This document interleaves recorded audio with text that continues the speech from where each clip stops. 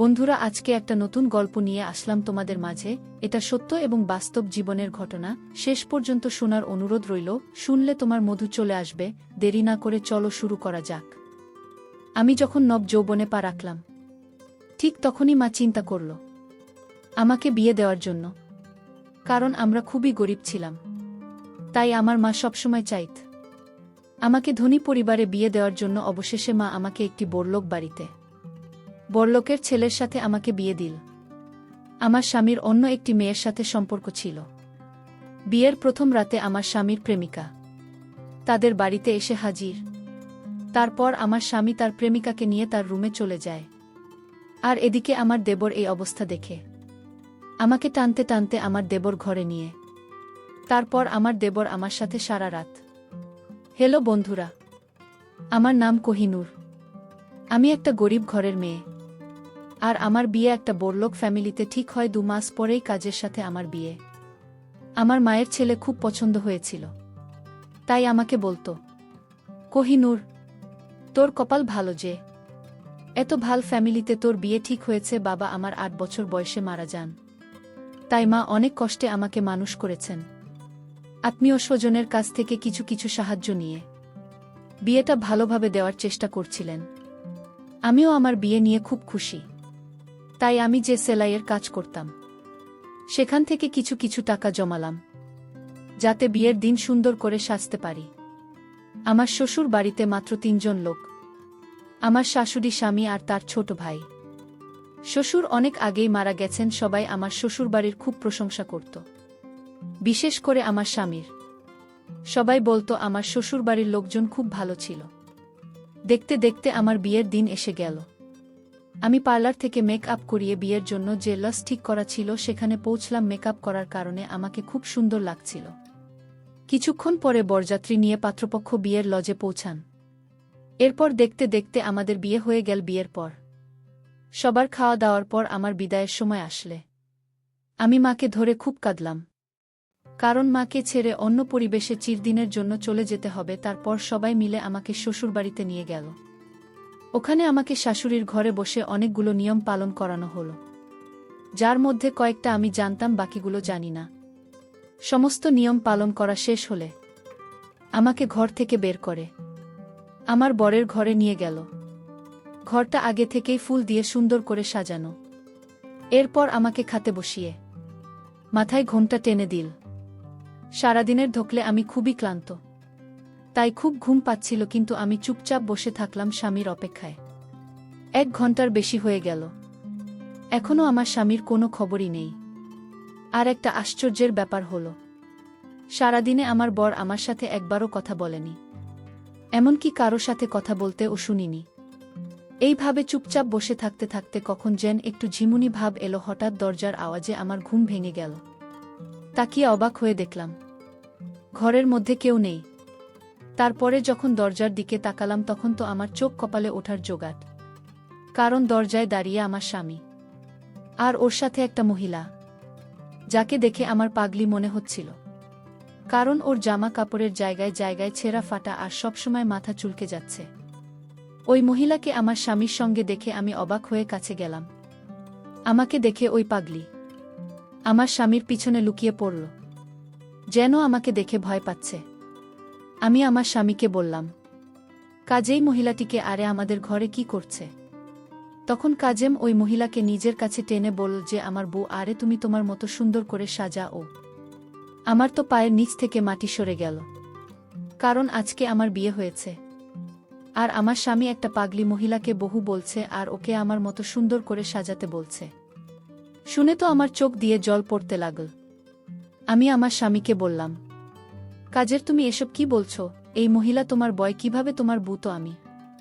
তুমি তো আজকে সবার সামনে আমাকে বিয়ে করেছ, আর এখন তুমি চাইছো এই মহিলাকে সুন্দর করে সাজিয়ে আমার জায়গায় বসাতে। এসব কথা শুনে কাজেম রেগে গিয়ে বলল, আমি বলেছি তুই আমার বউ, তুমি একে তোমার মতো সুন্দর করে সাজিয়ে ঘরে বসাও, তারপরে তুমি ঘর থেকে বেরিয়ে যাও, না হলে আজকেই তোমাকে আমি ডিভোর্স দিয়ে দেব।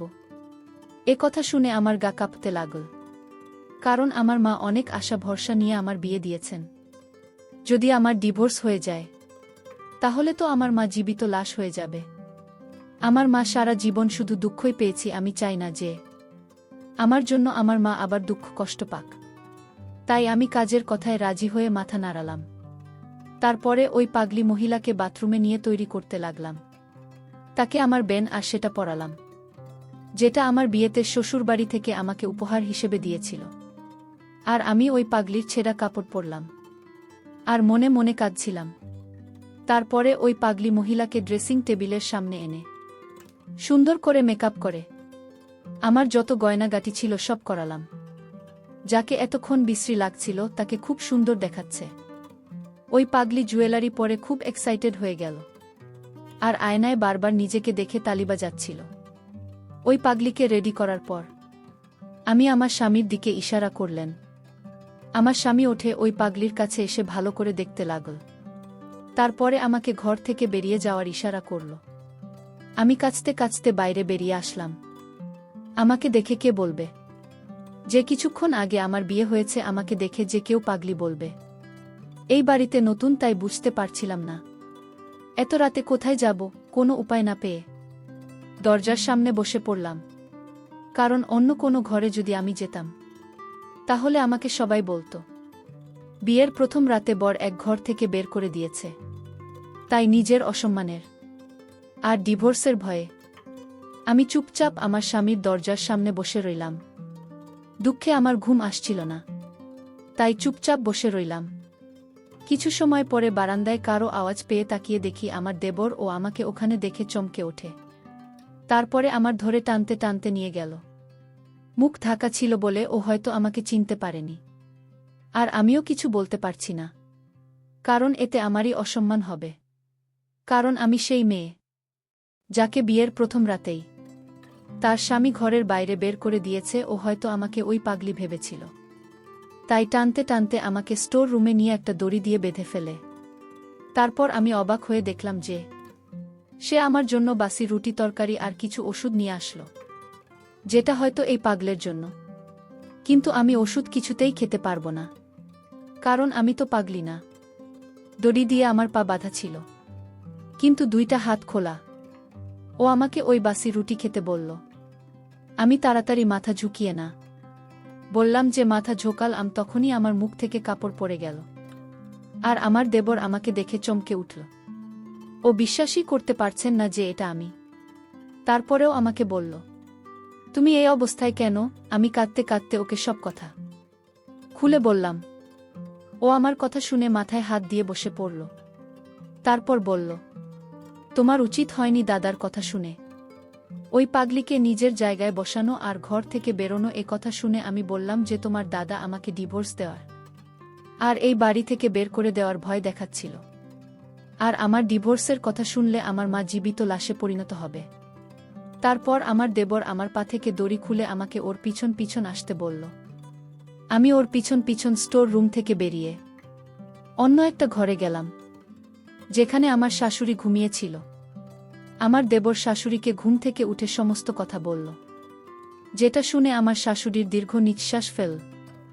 আমি বুঝতে পারছিলাম কিছু একটা তো আছে, যেটা এরা আমার থেকে লুকোচ্ছে। তাই আমি আমার শাশুড়িকে সরাসরি জিজ্ঞেস করলাম, ওই মহিলাটিকে যার জন্য আমাকে আমার ঘর থেকে বের হয়ে আসতে হয়েছে। তখন আমার শাশুড়ি দেবরকে বাইরে যেতে ইশারা করল। দেবের বাইরে বেরিয়ে গেল। শাশুড়ি আমাকে ওনার পাশে বসিয়ে বললেন, যেও হলো আমার বান্ধবীর মেয়ে। ওর ছোটবেলাতেই ওর বাবা মা মারা যায়, তাই আমি ওকে বাড়িতে এনে নিজের মেয়ের মতো মানুষ করি। ওরা তিনজনে একসাথে বড় হয়। কাজের সাথে ওর বন্ধুত্ব খুব ভালো ছিল। আমার শাশুড়ি আরও বললেন, ওই পাগলি মেয়েটার নাম মালেহা। বড় হলে আমার শাশুড়ি ওকে বিয়ে দেওয়ার জন্য পাত্র দেখতে শুরু করলেন। মালেহা বলে যেও কাউকে ভালোবাসে আর তাকেই বিয়ে করতে চায়। এটাতে আমার শাশুড়ি খুশি হয়ে ওই ছেলের সাথে মালার বিয়ে ঠিক করেন। কিন্তু এই খবর যখন কাজে অংশ না, তখনও চিৎকার চেঁচামেচি জুড়ে দিল, কারণ ও মালেহাকে ভালোবাসে আর বলে বিয়ে যদি করতে হয় তাহলে মালেহাকে করবে। এ কথা শুনে আমার শাশুড়িও মনে মনে খুশি হয়েছিল, কারণ উনিও মালেহাকে খুব পছন্দ করতেন। কিন্তু যখন মালেহা শূন্য যে কাজের তাকে ভালোবাসে এবং বিয়ে করতে চায়, তখন মালেহা সরাসরি না বলে দেয়। এটা শুনে কাজিমের মন ভেঙে যায়। তাই ও ব্যবসার কাজে বাইরে চলে যায়। মালেহা এ কথা শুনে আমার শাশুড়ির খারাপ লাগলেও তিনি মালহার বিয়ে ধুমধাম করে দেন। কাজে এতটাই দুঃখ পেয়েছিল যে ও মালহার বিয়েতেও আসেনি। মালেহা বিয়ের মাত্র 2 মাস পরে ফিরে আসে, কারণ ওখানে থেকেও কেমন পাগল হয়ে যাচ্ছিল। আর ওর স্বামী ওর সমস্ত গয়নাগাটি টাকা পয়সা নিয়ে পালিয়ে যায়। তারপরে আর তাকে খুঁজে পাওয়া যায়নি। পরে খোঁজখবর নিয়ে জানা যায় মালিহার সঙ্গে ছেলেটির অনলাইনে পরিচয়।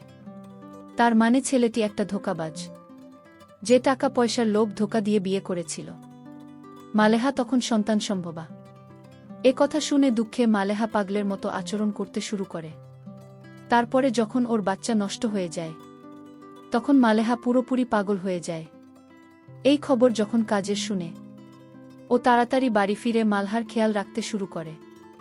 ও মালেহাকে ভালো ডাক্তার দেখায়, কিন্তু ডাক্তার বলেছিল হয়তো মালেহা পুরোপুরি ঠিক হবে না, একটাই মাত্র সম্ভাবনা আছে। ওর সাথে যা যা হয়েছে তাই যদি আবার রিপিট করা হয়, তাহলে হয়তো ঠিক হতে পারে। এ কথা শুনে কাজেম ওকে বিয়ে করার জন্য ব্যস্ত হয়ে পড়ে। তখন আমার শাশুড়ি ওকে নিজের দীপ্তি দিয়ে কোনো রকমে আটকে রাখে। এইভাবে 1 বছর কেটে গেল, কিন্তু মালহার কোনো উন্নতি দেখা গেল না। তাই আমার শাশুড়ি কাজিমকে বোঝাতে লাগল, মালেহা যখন 1 বছরও ঠিক হয়নি, তাহলে কি এমন গ্যারান্টি আছে যে বিয়ের পরে ঠিক হয়ে যাবে? মালেহা খুব বেশি পাগলামি করত, আর ওর ধারে কাছে কেউ ঘেঁষতে পারত না। আর কয়েকবার তো কামড়ানোর চেষ্টা করছে, আর সুযোগ পেলেই বাড়ি থেকে পালিয়ে যেত। তাই আমরা ওকে দড়ি দিয়ে বেঁধে রাখতে বাধ্য হই। কাজের এত চেষ্টা 1 বছর পরেও মালেহা যখন ঠিক হলো না, তখন বাড়ির সবাই কাজিমকে বুঝিয়ে শুনিয়ে বিয়ে দিল। কারণ সবাই ভেবেছিল যে কাজের বিয়ে করলে হয়তো ওর মন থেকে মালহার প্রভাব কমে যাবে। আমার শাশুড়ি সবসময় চাইত কাজেম জান বিয়ে করে সুখী হতে পারে, কিন্তু কাজেম যে মালেহাকে পুরনো জীবনের কথা মনে করানোর জন্য মালেহাকে নিজের বাসর ঘরে নিয়ে গেছে, এটা তারা কেউ জানত না শাশুড়ির মুখ থেকে। এই সমস্ত কথা শুনে আমার কারেন্টের শক খাওয়ার মতো অবস্থা হলো। কারণ আমাকে এমন একটা ছেলের সঙ্গে বিয়ে দেওয়া হয়েছে যে আগে থেকেই অন্য কাউকে ভালোবাসে। হয়তো আমরা গরিব, তাই আমাদের সাথে এসব করা যায়, কারণ ওরা জানে আমরা কিছুই করতে পারবো না। এই সব ভেবে ভিতরে ভিতরে কান্নায় আমার বুক ফেটে যাচ্ছিল। তখন আমার শাশুড়ি আমাকে নিয়ে আমার স্বামীর ঘরের দরজার সামনে এসে দরজা খুলে দেখতে পেলাম যে মালেহা নতুন শাড়ি গহনা পরে মেঝেতে শুয়ে আছে, আর কাজের খাটের উপর বসে বসে কান্না করছে। কাজেম ওর মাকে দেখেই আমার কাছে এসে মাকে ধরে কাঁদতে লাগল। কান্না থামলে আমার শাশুড়ি কাজিমকে বোঝাতে লাগল যে কাজে আমার সাথে কি অন্যায় করেছে। এরপর কাজেম আমার দিকে মাথা নিচু করে দাঁড়িয়ে আমার কাছে ক্ষমা চাই। এরপর আমার শাশুড়ি ঘুমন্ত মানহাকে ঘুম থেকে উঠিয়ে বুঝিয়ে শুনিয়ে নিজের সঙ্গে নিয়ে গেলেন। উনারা যাওয়ার পরে কাজেম আমার কাছে আবার ক্ষমা চেয়ে আমাকে কারণ বোঝাতে লাগল, যেটা আমি আগে আমার শাশুড়ির কাছ থেকে শুনেছি। আমি বুঝতে পারলাম যে কাজেই বিয়ে করতে চাইতো না, যাতে ও মালেহা দেখাশোনা করে ঠিক করতে পারে এবং ওকে বিয়ে করতে পারি। কিন্তু বাড়ির সবাই জোর করে ওকে আমার সাথে বিয়ে দিয়ে দেয়। রমেন নিজের দুঃখ আমার সাথে শেয়ার করতে শুরু করলে আমি ওকে বললাম, আমি সবসময় তোমার পাশে আছি। আমার নিজের উপর বিশ্বাস ছিল যে আমি ওর মনে আমার জন্য জায়গা করে নিতে পারব। আর এই সব কথা না আমি আমার মাকে না অন্য কাউকে বলতে পারব। আমি ওই বাড়িতে মালিহার সাথে নিজের বোনের মতো ব্যবহার করতে শুরু করি। ওর খাওয়া দাওয়া দেখাশোনা করতে থাকি। ফলে বাড়ির সকলের সাথে সাথে কাজের মনেও আমার জন্য জায়গা তৈরি হয়, যেটা আমার স্বামী আমার সঙ্গে মিষ্টি মিষ্টি কথা বলে বোঝাত। কিন্তু মালহার অবস্থার কোনো উন্নতি হয়নি। ওষুধ চেঞ্জ করেও দেখা হয়েছে, কিন্তু কোনো ফল পাওয়া যায়নি। কিন্তু তবুও কাজেম চাইতো মালেহা যেন ভালো হয়ে যায়। তাই আমি দিনরাত পরিশ্রম করতাম, ওকে নিয়ে ডাক্তারের কাছে চেক আপ করাতে যেতাম। কিন্তু মালহার অবস্থার কোনো উন্নতি হয়নি। ধীরে ধীরে মালহার অবস্থা খারাপ হতে থাকে। ও এখন সারাদিন বিছানাতেই শুয়ে থাকে। তাই আমি কাজিমকে বললাম ওকে শহরের সবচেয়ে ভালো ডাক্তারকে দিয়ে চেক আপ করাতে। যখন আমরা সেই ডাক্তারের কাছে নিয়ে গিয়ে চেক আপ করাতাম। ডাক্তারের কথা শুনে আমরা তো সবাই হতাশ হয়ে গেলাম। কারণ ডাক্তার বলল, মালেহা শরীরে ধীরে ধীরে ক্যান্সার ছড়িয়ে পড়েছে। ওর জীবন আর মাত্র কয়েকদিনের। কিন্তু আমরা হাল না ছেড়ে ওর ক্যান্সারের চিকিৎসা করাতে লাগলাম। কিন্তু এত চিকিৎসা করেও কোনো ফল পাওয়া গেল না। আমার বিয়ের 6 মাসের মাথায় মালেহা সবাইকে দুঃখ দিয়ে এই পৃথিবী ছেড়ে চলে গেল। ওই ছেলেটার উপর আমার খুব রাগ হতো, যার কারণে মালেহা এই অবস্থা। ওই ছেলে পৃথিবীর যেখানেই থাকুক না কেন, জীবনে কখনো সুখী হতে পারবে না। ওই ছেলেটি যদি লোভের কারণে মালহার জীবন নিয়ে ছিনিমিনি না খেলে, তাহলে মালেহা এখন ছেলে মেয়ে নিয়ে সুখে শান্তিতে ঘর সংসার করত। কিন্তু আমরা যেটা ভাবি সেটা সব সময় হয় না, কারণ বিধাতা যার কপালে যা লিখে দিয়েছেন তাই হয়। মালেহার সাথেও তাই হয়েছিল, যা বিধাতা ওর কপালে লিখে রেখেছিল, যার দুঃখ আমাদের সারা জীবনেও শেষ হবে না। এখন মালেহা নেই, তাই কাজের জীবনে শুধুমাত্র আমি ছিলাম। ধীরে ধীরে কাজের মন থেকে মালহার প্রভাব কমে গেল। একদিন কাজে মামাকে বলল, কোহিনূর আজকে তোমাকে অনেক সুন্দর লাগছে। কোহিনূর আজকে তোমার মধ্যে আমি আমার মালেহাকে দেখতে পাইতেছি। কোহিনূর আজকে আমি তোমার সাথে আমার প্রথম কাজ শুরু করব। আমি তোমাকে নিজে হাতে সাজিয়ে দেব। কাজলের মুখ থেকে এমন কথা শুনে আমার মনটা ভরে গেল। আমি খুব ভালো করে সেদিন সাজুগুজু হয়ে একেবারে বাসরঘরের মতো বসে রইলাম। জীবনে এই প্রথম আমার স্বামীর সোহাগ আমি পাপ ভাবতেই মনটা ভরে গেল। তারপর সেই রাতে আমার স্বামী কাজে আমার রুমে এল। তাকে দেখে অনেক রোমান্টিক মনে হল। সে আমার রুমে ঢুকে আমাকে দেখেই সে অপলক দৃষ্টিতে তাকিয়ে রইল। আমি তার দিকে মায়ের দৃষ্টিতে তাকিয়ে রইলাম, আর মনে মনে ভাবতে লাগলাম, আমার স্বামী অনেক দিনের ক্ষুধার্ত। আমি কি তার সাথে কুলিয়ে উঠতে পারব? কিছুক্ষণ পর আমার স্বামী আমার সাথে অনেক মজার মজার কথা বলতে শুরু করল, এবং একটু পরে দেখলাম সে সব কিছু ছেড়ে দিয়ে একেবারে পাগলের মতো হয়ে গেল বাসরীয় কাজের জন্য। আমিও তখন তাতে সম্মতি দিতে লাগলাম। জীবনের প্রথম বন্ধুরা আমার স্বামী আমার এখানে আঘাত হান। তখন প্রথম কিছুটা কষ্ট পেয়েছিলাম, কিন্তু কিছুক্ষণ পর সে আমাকে এমন সুখ দিয়েছিল যা পেয়ে আমার কলিজা ঠান্ডা হয়ে গিয়েছিল। তারপর থেকে বন্ধুরা আমার স্বামীর সাথে প্রতিদিন রাতে ইচ্ছামত হতো। আমি অনেক সুখ পেতাম। তার আর আমার পবিত্র সে কিছুদিন পরেই আমি সন্তান সম্ভবা হই, আর একটা মেয়ের জন্ম দেয়। কাজেই আমাদের মেয়ের নাম মালেহা রেখেছে। আর ওকে দেখলেই কাজে মন খুশিতে ভরে উঠত। কিন্তু আমাদের মনের ভিতরে এখনো মালেহা বেঁচে আছে, বেঁচে থাকতে অন্তর্দিন। পরিশেষে আমি বলবো, বন্ধুরা, প্রথম প্রেম কখনো ভোলা যায় না, যদি সেটা সত্যি হয়। প্রথম প্রেমের মোহে অনেকে পাগল, আবার কেউ পৃথিবী ছাড়তে দ্বিধাবোধ করে না। তাই আমি তোমাদেরকে বলব, বন্ধুরা, প্রেম করা ভালো। প্রেমে যেমন সুখ আছে তেমনি বিরত থাকবে।